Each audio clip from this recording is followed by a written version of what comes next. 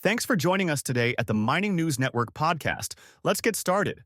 All right, so we're going to dive into something that on the surface you might think is a little dry, silver mining.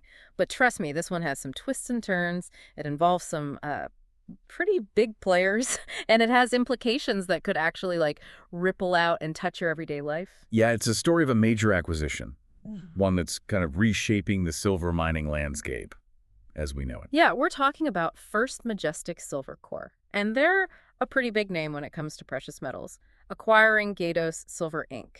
And the way they went about it, this stock swap deal is pretty interesting. Yeah, instead of just straight cash, First Majestic offered 2.55 of their own shares for every single share of Gatos Silver. So basically anyone holding Gatos stock, all of a sudden they found themselves with First Majestic stock. What's really fascinating to me here is the level of support that this deal got. We're talking near unanimous approval from shareholders on both sides, almost 98.5% from First Majestic, and a whopping 99.2% from Gatos Silver. That's a serious vote of confidence. It really is. Yeah. I think that signals that the investors see some real potential in this move, like a belief that this new combined entity is going to be a force to be reckoned with.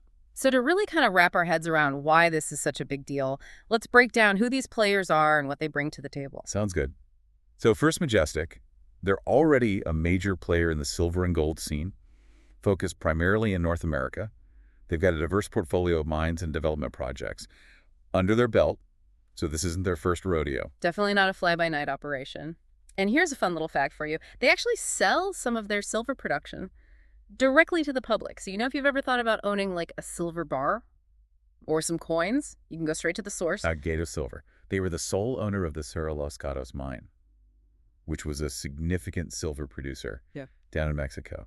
Which adds kind of an international dimension to this whole story. Yeah, and it gets even more global because Cerro Los Gatos was actually part of a joint venture with a Japanese firm, Dawa Metals and Mining. So we've got Canadian, American, Mexican, and Japanese interests, all kind of intertwined here. Okay, so we've got this web of international players, this big stock swap deal, and everybody seems pretty excited about it, but I'm still kind of wondering, why is this such a game changer?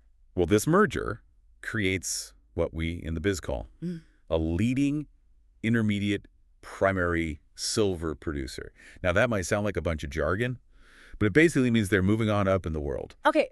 Break that down for me a little bit. What does that actually mean in terms of their position in the market? So think of the silver market like a league table, before First Majestic was doing well.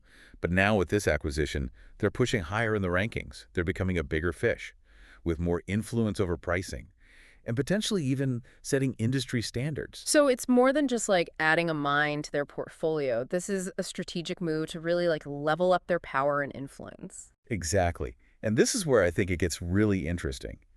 Because the timing of this merger, coupled with the current dynamics of the market, could make this a particularly shrewd play. Okay, now I'm intrigued. So we know silver prices and demand have been fluctuating. So how does this merger kind of fit into that bigger picture? What are some of the strategic implications we should be thinking about? Well, for one, there's the potential for First Majestic to really leverage Gatos' existing relationships with Dawa Metals and mining, and their connections to Japanese manufacturers. So could this give them a competitive edge, say in the Asian electronics market, where silver is a crucial component? Yeah, it's certainly a possibility. And that's just one piece of the puzzle. To really grasp the potential here, we need to kind of understand what First Majestic plans to do with Cerro Los Gatos and how they see this acquisition fitting into their overall growth strategy. And that brings us to a pretty key date, February 20th, 2025.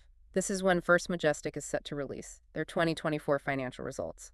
And more importantly, their 2025 production and cost guidance. Yeah, that's when we'll get to peek behind the curtain a little bit and see how they're thinking about integrating Cerro Los Gatos into their existing operations. So will they be aiming to boost production, reduce costs, or maybe a combination of both? Well, the phrase that really jumped out at me was their mention of realizing synergies, which hints at, potential cost savings or production boosts they might be aiming for through this merger.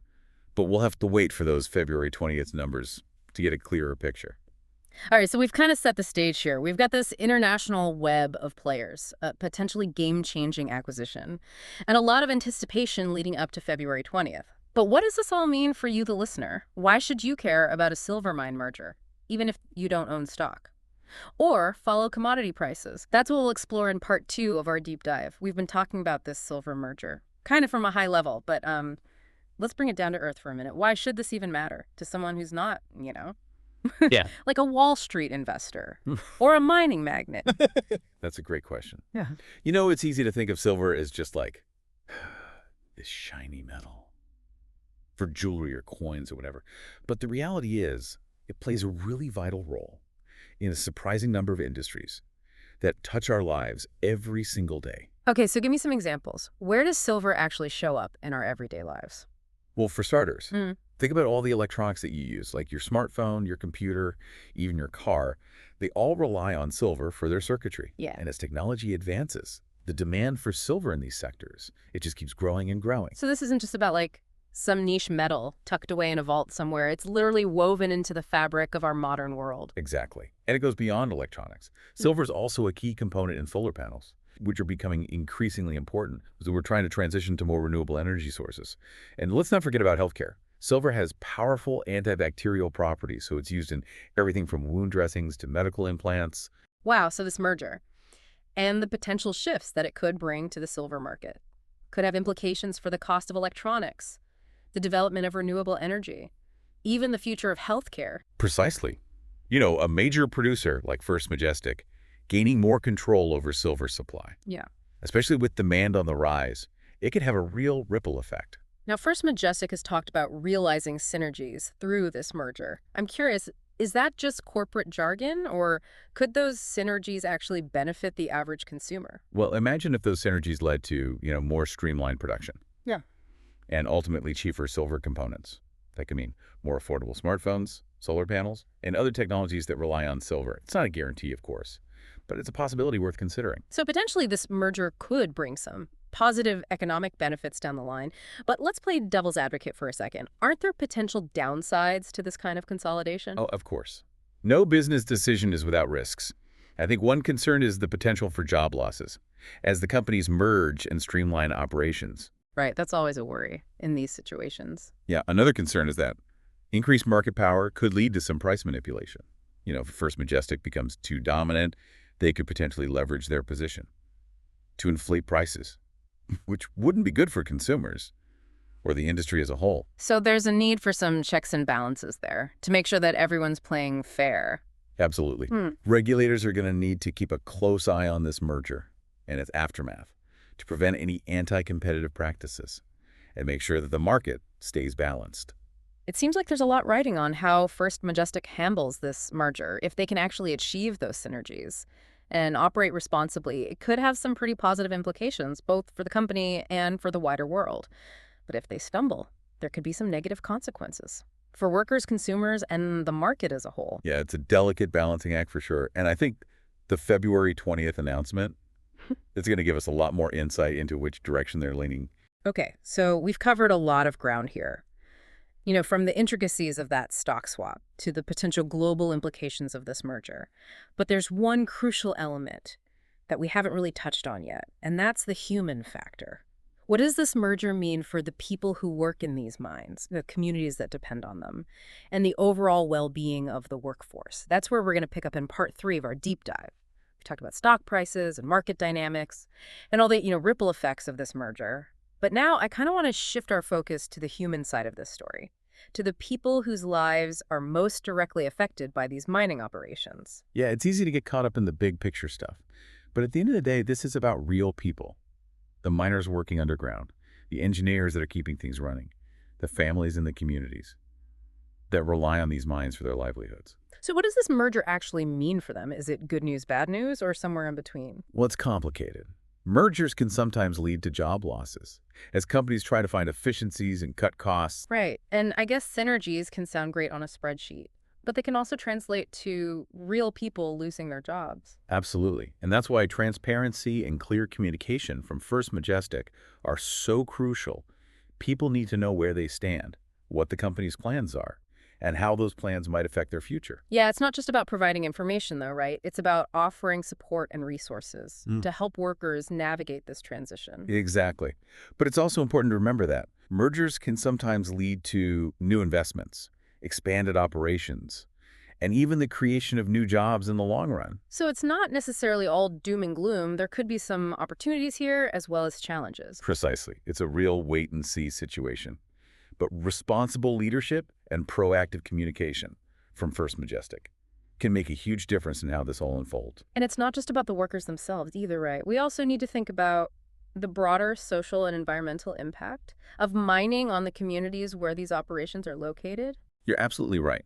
Mining can be a controversial industry with valid concerns about environmental damage, water usage, and the displacement of local communities. So it's not just about digging up silver. It's about doing it in a way that's sustainable, ethical, and respectful of the people and the environment. Exactly.